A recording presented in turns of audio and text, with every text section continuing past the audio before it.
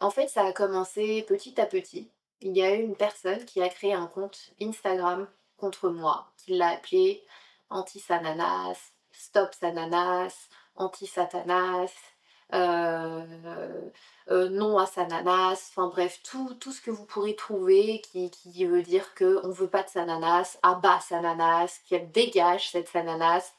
Et du coup, mes abonnés tombaient dessus et du coup, le signaler à Instagram qui, à chaque fois, supprimait, supprimait, supprimait. À un moment donné, en fait, ce compte-là était déjà tenu, en fait, quand je me suis rendu compte, j'avais des doutes, mais quand je me suis rendu compte que ce compte, d'incitation à la haine, plein de violence, de haine, des choses, des propos, vous vous imaginez même pas. Quand j'ai su en fait que ce compte appartenait à une grosse, influenceuse quand même sur Instagram, déjà j'avais des doutes. Parce que je voyais des commentaires très bizarres sous mes photos. Mais dès lors où j'ai fait tout le processus que je vais vous raconter tout ça en détail, hein, quand j'ai su que c'était une personne qui faisait la même chose que moi, qui m'avait fait tout ça, je me suis dit: «Mais on va où en fait? Vraiment, on va où? On va où? Qu'est-ce qui se passe dans la tête des gens qui...»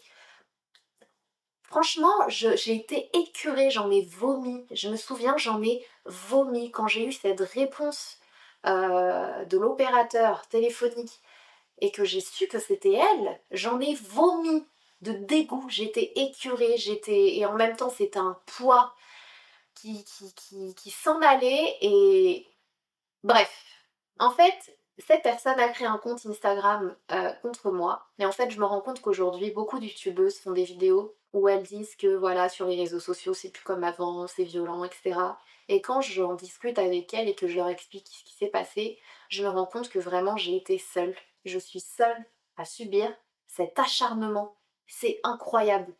De toutes les youtubeuses que je suis, l'acharnement qui a été fait contre moi mais dépasse les... Vous imaginez même pas à quel point en fait. Ce compte-là, au début, ça a commencé avec des photos de moi, des insultes, des montages. On remettait en fait tout en question à mon sujet, que ce soit ma personnalité, mon travail, ma famille. Et les gens, sur ce compte-là, on commençait à dire que ma famille avait fait des choses par le passé, était partie, avait fait ci, avait fait ça. Et en fait, ce qui me faisait vraiment mal au cœur, c'est que plus ça allait en fait, et plus des gens s'abonnaient à ce compte-là. Donc déjà, vous aviez la majorité des gens qui me détestent en fait, sans me connaître. Déjà, comment vous pouvez détester quelqu'un? Comment vous pouvez lui vouloir autant de mal alors que vous ne l'avez jamais rencontré? Et en fait, plus ça allait, plus ce compte-là grossissait. Donc avec que des haineuses. Bon, bien sûr, il y avait que des filles, il y avait vraiment que des filles. Et là, tu te dis vraiment, punaise, vraiment, les filles entre elles, c'est une catastrophe, quoi. Et ça, je comprendrai jamais. Je comprendrai jamais, au lieu de nous épauler, nous serrer les coudes, nous... les filles se descendent entre elles. C'est incroyable, c'est juste incroyable. Il n'y avait que des nanas qui me détestaient sur ce compte-là.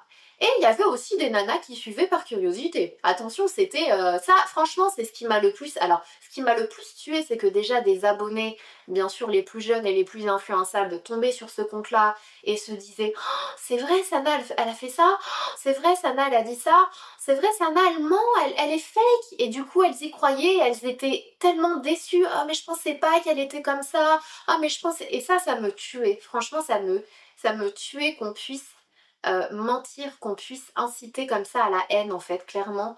Ça me faisait mal. Et l'autre chose qui me faisait mal aussi, c'est qu'il y a des gens qui étaient là, qui s'abonnaient au compte et qui prenaient du popcorn et qui regardaient tout ce qui s'est passé. C'est un feuilleton, c'était une télé-réalité pour eux. Donc tu as une personne qui est là, qui se fait lyncher, qui se fait démonter dans tous les sens, qui vraiment... Je vous jure, heureusement que j'ai les épaules solides, heureusement que j'ai vécu plein de choses dans ma vie et que j'ai les épaules solides et que j'étais bien entourée, parce que je peux vous dire que des nanas ou des mecs comme moi, du même âge, ou plus jeunes, ou plus âgés, mais plus influençables, plus fragiles, mais ils se seraient suicidés.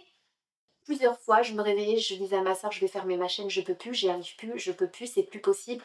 Je vais tout fermer, je vais tout arrêter». Ces filles me rendent folle, elles me hantent, elles me suivent, elles s'acharnent. Je leur ai rien fait, je n'ai rien fait. Même la personne qui tenait ce compte, donc aujourd'hui, bien sûr, j'ai toutes les coordonnées, je vais vous expliquer comment j'en suis arrivée là. Je sais qui c'est cette nana. D'ailleurs, depuis, elle se fait petite, mais je peux vous dire que même à elle, en fait, qui m'a pourri la vie pendant 1 an, je ne lui souhaite pas ce qu'elle m'a fait. Et c'est pour ça que j'ai pas donné son nom, que je n'ai rien fait contre elle, que je n'ai rien dit à mes abonnés. Tout le monde de toute façon, il y en a qui se doutaient de qui c'était. Et il y en a d'autres qui me disaient, ouais, tu veux pas dire son nom, dis-le nous, elle va voir celle-là. En fait, non. Non, parce que clairement, je veux pas qu'il lui arrive en fait la même chose qu'elle m'a fait. C'est juste pas moi et je n'ai juste pas envie de me rabaisser, de me descendre et de devenir une sorcière comme elle l'a été avec moi. Donc clairement, au début, c'était juste contre moi, on m'insultait, vraiment je voyais des choses juste dégueulasses et je me disais mais comment les gens peuvent être comme ça, je sais pas, tu rentres du travail ou de cours et t'es là, allez, c'est le moment de la descendre et de la mettre à terre et de lui mettre des coups de pied et d'attendre qu'elle crève. Au début, c'était que moi. Donc j'encaissais. Je me disais, allez, c'est tous les jours, ça fait des années que ça dure. Bon, clairement, là, c'est pire que d'habitude. Ça va aller, ça va aller, ça va aller. Mais on en est venu à toucher mon travail. Là, c'était le stade au-dessus.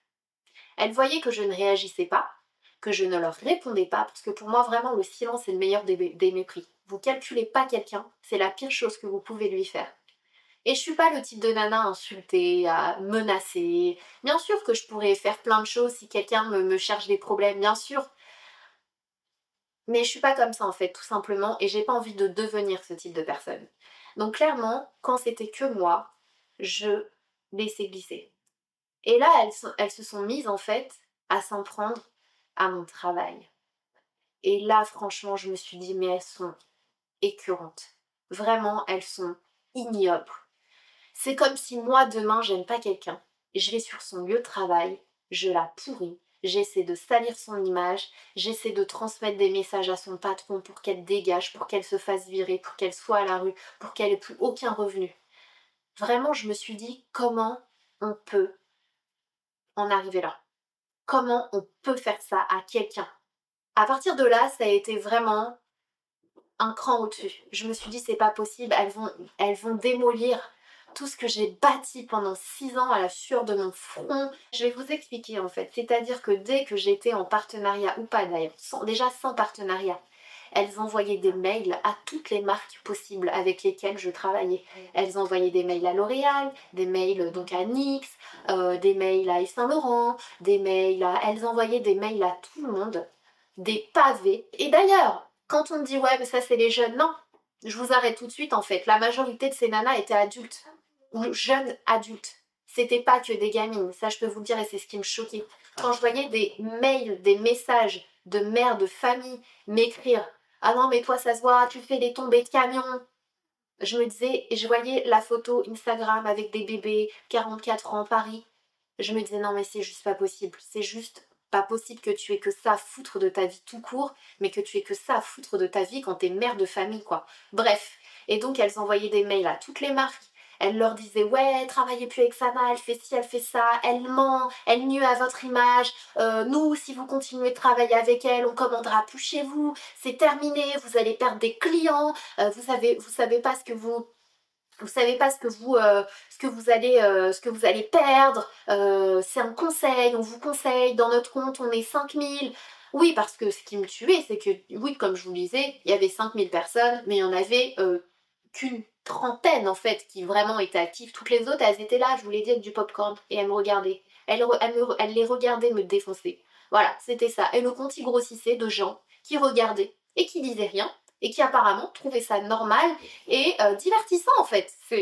C'est juste abusé, c'est choquant. Et donc elles envoyaient des mails aux marques et les marques du coup bien sûr me retransféraient les mails et dès qu'une marque postait une photo avec moi, une photo d'une collaboration entre nous ou quoi que ce soit sur son compte Instagram, sur le compte anti-Sananas, elles écrivaient Yves Saint Laurent vient de poster une photo de Sana, c'est parti les filles, on y va. Et là, elles allaient sur le compte d'Yves Saint Laurent et elles me démontaient dans les commentaires. Elles me démontaient, on ne voyait qu'elles. Mes abonnés, mes vrais abonnés qui laissaient des commentaires sous ces photos pour me soutenir. Ouais, Sana, on est content de te voir sur le compte d'Yves Saint Laurent, continue comme ça, on est fiers de toi. On les voyait même plus. J'étais écœurée, j'étais juste dégoûtée. On était en train de... Elles m'ont assassinée, quoi, je vous jure, psychologiquement. C'était dur. J'en pouvais plus. Je savais plus quoi faire. Franchement, on était venu toucher une partie de ma vie qui me, qui me fait, qui me fait me lever chaque jour de bonne humeur. J'aime ce que je fais, c'est pas donné à tout le monde, mais j'ai toujours été bosseuse. Je suis désolée, c'est pas une question de chance, c'est pas venu du jour au lendemain. J'ai eu des moments pourris dans ma vie, j'ai eu... Et tout ce qui m'arrive aujourd'hui, en fait, je me dis, on peut pas m'enlever comme ça alors que j'ai rien fait. C'est pas possible. Et elle venait et elle m'insultait sous toutes les photos. Et vraiment jusqu'au jour où je me souviens d'Avis Factor, de chez Smashbox, l'un des dirigeants avait posté une photo de moi qu'on avait faite lors d'un shooting. Et elles ont fait la même chose. Elles sont parties sur leur compte anti-Sananas ou Stop Sananas. Je sais même plus c'était quoi le nom du compte. Elles en ont fait tellement. Elles sont parties sous la photo, elles m'ont incendiée, elles m'ont traité en anglais en lui disant ouais, vous n'avez pas honte de collaborer avec elle, vous allez perdre des clients, c'est terminé, on commande plus chez vous.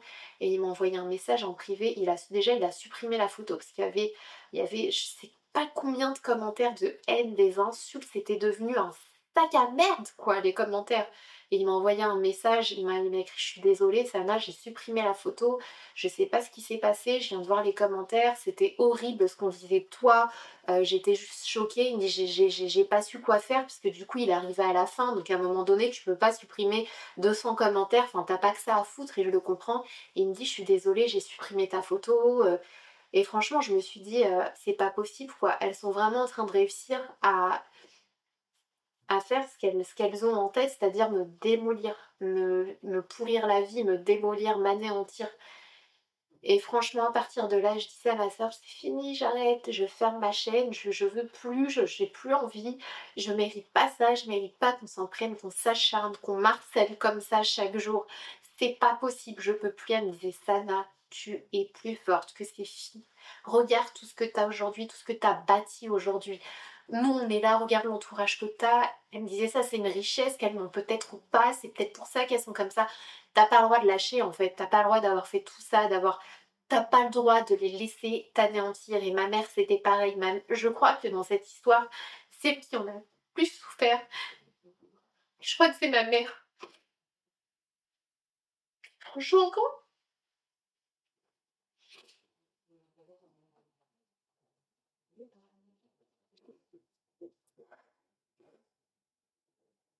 je la voyais, elle était triste et elle avait peur en fait. Elle avait peur pour moi. Elle se disait, je sais pas ce que ma fille va faire. Peut-être elle va faire quelque chose que je peux pas. En fait, elle se sentait démunie. Elle se disait, je suis sa mère et je sais pas comment l'aider. Elle se disait, mais pourquoi on fait ça, ma fille?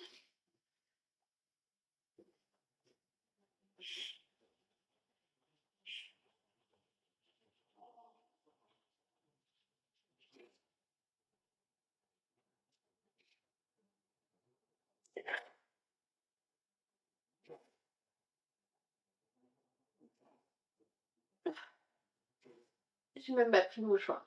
Bref, celle qui en a le plus souffert vraiment, c'est ma mère et ma sœur. Et quand elles ont vu que même par rapport au fait de toucher à mon travail, d'envoyer des mails, vraiment les marques, elles me transmettaient les mails et j'avais honte quoi. Je sais que c'était pas de ma faute, mais j'en avais honte. Je me disais, mais les mails, elles reçoivent ça, elles ont tous ces commentaires sous les photos. Qu'est-ce qu'elles vont se dire? Qu'est-ce que ça m'a rendue malade? Je me suis dit, est-ce qu'il y en a certaines qui vont vraiment croire à tout ça? Est-ce qu'il y en a certaines qui vont vraiment avoir peur et plus travailler avec moi? Est-ce que vraiment, même les abonnés, je voyais, bon, bien sûr, la majorité, n'y croyez pas et vous me connaissez, mais il y a des gens influençables, je les voyais dire: «Ah ouais, je savais pas qu'elle était comme ça», heu et qui retournaient leur veste, en fait, et qui se mettaient elles aussi à m'insulter. Je me suis dit: «Mais on est dans quel monde, en fait? Qu'est-ce qui que c'est ça?»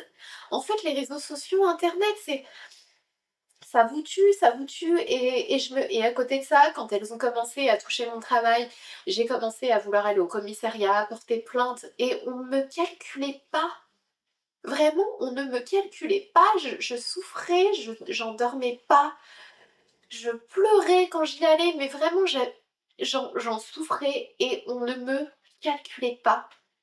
On me disait: «Ah oui, mais non, mais ça madame, ah oui, mais bon, il nous faut le nom», mais en fait, c'est internet.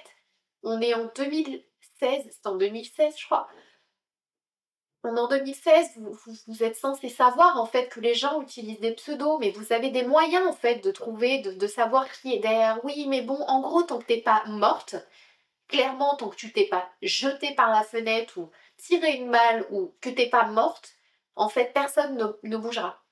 C'est clairement ça. C'est ce que j'ai constaté en France.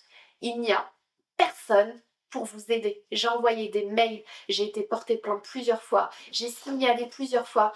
On ne vous on s'en foutait en fait. Et ouais, donc il y a personne, il y a vraiment personne. On vous met des pubs partout sur internet, à la télé, le harcèlement, sur les réseaux, le harcèlement, le machin, mais je vous assure qu'en termes d'action, on parle beaucoup, ils parlent beaucoup.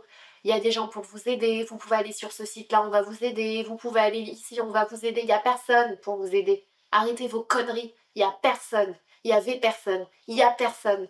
Vous parlez, vous écrivez des choses, mais en termes d'action, personne. Je vous jure, il y avait personne. Donc clairement, il est temps aujourd'hui, au lieu de faire des pubs par-ci par-là, si, il y a des gens pour vous aider maintenant, si vous subissez du harcèlement, si on vous insulte sur internet, il y a rien. Le jour où vraiment ça vous arrive et que vous allez sur ces sites en question, que vous allez au commissariat, que vous machin, bref, il n'y a rien qui se passe. Je vous le dis, il n'y a absolument rien. Aucune action est faite. Aujourd'hui, on est des milliers à se faire harceler. Parce que moi, je suis une parmi d'autres, ça je le sais. En tout cas, peut-être pas en tant que youtubeuse beauté, mais je sais que je suis une parmi d'autres personnes, même vous derrière votre écran, peut-être que vous vous faites harceler par quelqu'un, peut-être que... Et il y a personne.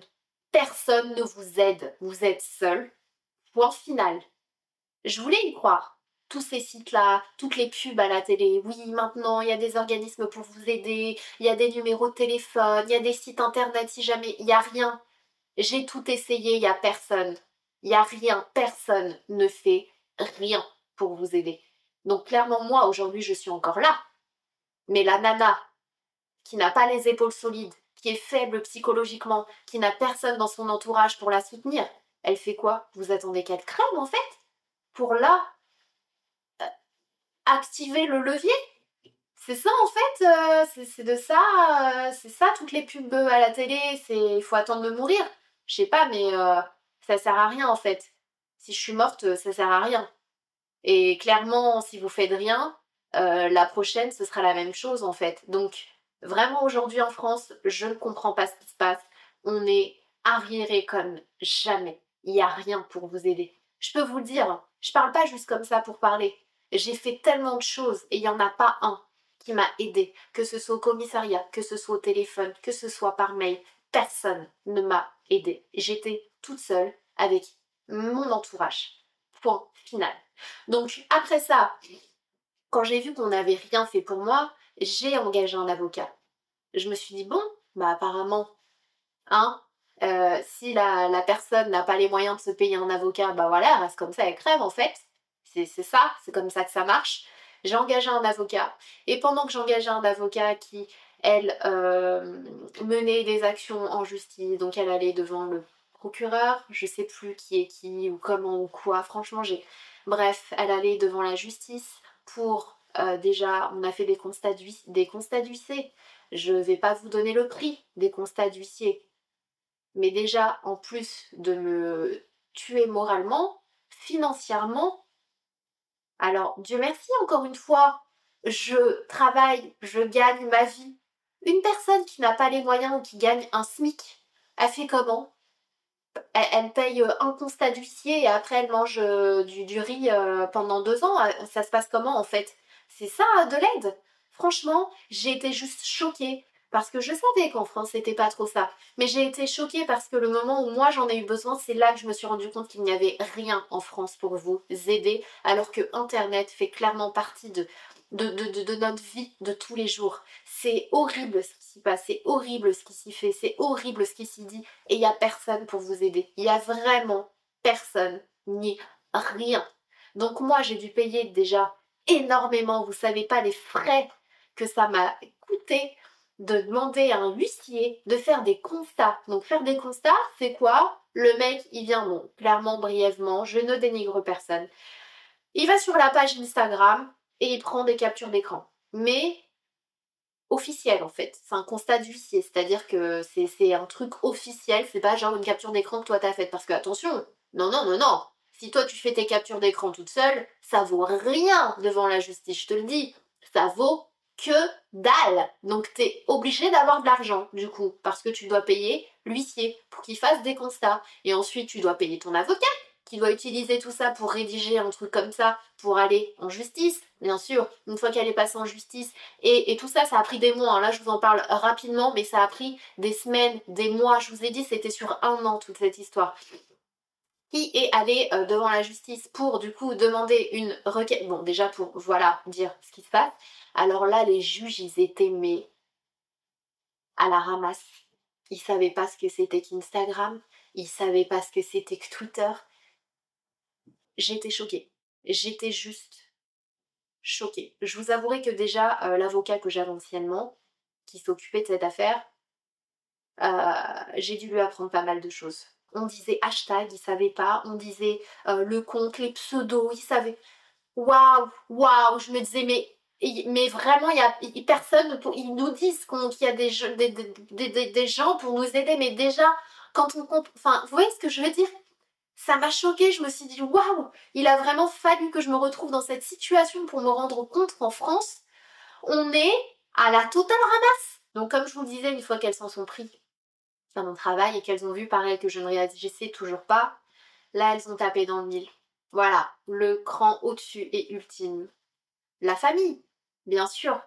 À partir de là, j'avais du mal à me relever. Je filmais mes vidéos à contre-cœur, je snappais à contre-cœur, je postais à contre-cœur. À contre-cœur parce que je postais, parce que j'aime ça, c'est ce qui me faisait mon petit plaisir et mon petit bonheur quotidien, mais à contre-cœur parce que je savais clairement que dès lors où j'aurais posté une photo ou des snaps, tout serait repris sur ce compte et qu'elles allaient m'incendier. Quand je vous dis que le moindre fait et geste que je faisais sur mes réseaux, sur Snap, sur Twitter, sur YouTube, elles reprenaient tout à la seconde même. Est-ce que vous vous rendez compte, j'ai à peine le temps d'aller aux toilettes. Est-ce que vous vous rendez compte que ces gens-là avaient le temps à chaque minute? Je vous jure, dès que je postais un snap, ils se retrouvaient sur le compte et elles me défonçaient. Et elles sortaient des merdes et des mensonges et des... Tout était faux sur ce compte. C'est un truc de malade. Il n'y avait même pas une chose de vrai, de vérité. C'était que de la haine, du mensonge, de la violence. Les propos étaient tellement violents. Je vous jure que j'avais jamais vu ça de toute ma vie. Et dès que je faisais un snap, c'était un cauchemar. Parce que je savais que tout de suite, elles allaient le reprendre. C'était un cauchemar. Dès que je postais une photo Instagram, tout de suite, ça se retrouvait sur leur compte. Dès que je faisais une vidéo YouTube, en partenariat ou pas, je savais que ça allait être repris sur leur compte. Tout ce que je faisais, dès que je faisais une collaboration avec une marque, j'étais en stress, j'avais plus envie de le faire. Alors que vous imaginez, par exemple, je sais pas, L'Oréal vient toquer à votre porte et vous dit on t'aime bien, on aimerait bien faire quelque chose avec toi. Et vous dites punaise, quand j'avais 5 ans et que je regardais ma mère se maquiller avec du L'Oréal, jamais de ma vie je me serais dit que L'Oréal serait venu à moi pour me proposer un truc. Et t'es en panique et tu vas limite dire non à cause de gens qui sont en train de te pourrir la vie. Tu te dis non, elles vont mettre ça sur leur compte, elles vont venir sous le compte de L'Oréal, elles vont pourrir et les abonnés. Et c'était un cauchemar, c'était un un cauchemar sans fin. Et chaque jour, ça se répétait chaque jour. Lundi, mardi, mercredi, jeudi, vendredi, samedi, dimanche, tous les mois, toutes les saisons, ça n'arrêtait pas. Et à côté de ça, on était toujours avec la justice. Et un an, la fille, elle attend de mourir. Un an pour que j'ai enfin cette fucking identité de la personne cachée derrière ce compte. Est-ce que vous imaginez les allers-retours avec le juge, l'avocat, l'huissier, Instagram, la Californie, Los Angeles, Facebook, les machins, les trucs, pour enfin avoir l'identité, parce que le juge nous a fait un espèce de courrier officiel pour qu'Instagram, Facebook, machin, nous donne l'identité de ce compte-là. Il nous a donné le compte. Ensuite, encore une fois, constat d'huissier, encore une fois, justice, encore une fois, pour qu'il nous donne l'autorisation de demander aux opérateurs de nous donner les coordonnées qui sont sur cette adresse, qui sont reliées à cette adresse IP, machin. Je devenais folle. Franchement, je devenais folle. Psychologiquement, j'étais plus bien. Physiquement, j'en avais marre. On est tellement, on est tellement pas avancé là-dessus. Donc, bien sûr, la casse famille est passée. On a affiché l'adresse personnelle de ma mère. La personne la plus précieuse dans ce monde, à mes yeux. Là, ça m'a anéanti. Ça a été le coup final pour moi. Mettre l'adresse personnelle de ma mère. Les photos de ma sœur. Là, ça m'a tué. Les photos de ma sœur sur des corps de prostituées, avec des tarifs à côté. Les photos de mes potes sur des corps de chiens avec moi derrière. Ma photo sur un corps de terroriste. Est-ce que vous imaginez la violence de ces photos et de ces propos? On a mis ma tête sur le corps d'un membre de Daesh et rien ne se passait. Et les gens continuaient de regarder avec du popcorn. Ils sont là, ils s'abonnent, ils aiment bien. Il y avait au moins 6000 personnes, je crois, à la fin sur ce compte-là, 6000 ou 7000 personnes. Ils aimaient bien. Vous aimez bien voir les gens souffrir, les gens se faire défoncer. Vous aimez bien voir les gens à terre, leur mettre des coups. Et encore un, et encore un. Et vous voulez être la dernière personne à mettre ce coup final, en fait. C'est monstrueux. Je vois pas la différence entre ces gens-là et les terroristes. Leur but, c'est de vous d'anéantir votre vie. C'est quoi la différence, en fait, entre les deux personnes? Je vois pas de différence aussi avec un pédophile qui anéantit votre vie, qui viole des enfants, qui les fait souffrir, qui les violent, qui les... Je vois pas la différence avec un meurtrier. Je vois vraiment pas de différence entre ces gens-là. L'objectif est le même. Cette sensation de plaisir en faisant tout ça est la même. Les sirènes ne sont pas des femmes, les sirènes n'aiment pas les femmes, les sirènes aiment parler au nom des femmes, mais il n'y a pas pires ennemis des femmes que les sirènes.